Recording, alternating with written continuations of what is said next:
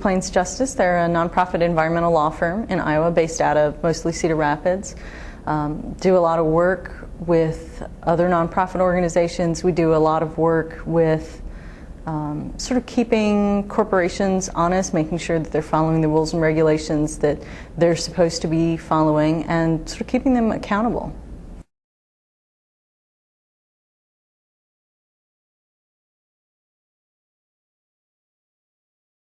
I think it's sometimes hard to think about things that affect public health and sort of global problems. I think it's sort of hard to think about those as affecting individuals. You know, people, especially in these economic times, I think people are worried sort of more about some of the day-to-day things of how will they pay their bills and where are they going to work and, you know, things like that.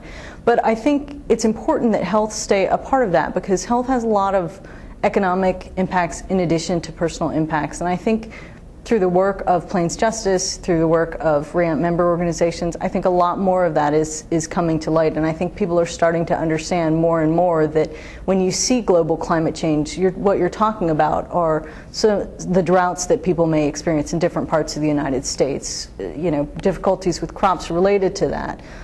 There are also all kinds of challenges related to global climate change, like the spread of so-called tropical diseases like malaria. And I think that people are starting to see that more and more and starting to connect the dots more and more, because I think people are starting to realize that we're living in a shrinking world and that these things affect us. Well, personally, I'm interested because I think we have a moral and ethical commitment to promote and preserve a safe, sustainable, just world for ourselves, for future generations, for our communities.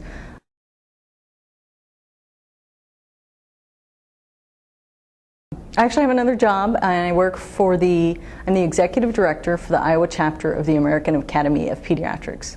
But it's been really interesting doing that work, because a lot of the work that I do and a lot of the interests that I have actually overlap, because children and infants are particularly vulnerable to things like environmental contamination from lead and mercury.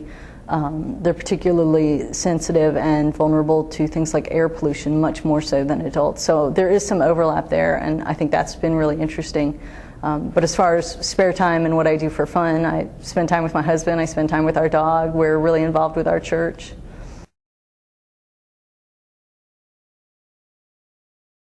I think it is in a lot of ways an uphill battle and a difficult fight, but I think that the important thing is to keep our eyes on the goal, and that is that, you know, there are real people whose lives are at stake, there are real people whose health is at stake, and these are real issues, and these are important. And, you know, I think it's important that the real issues and the real concerns not be drowned out by advertising campaigns and an avalanche of money.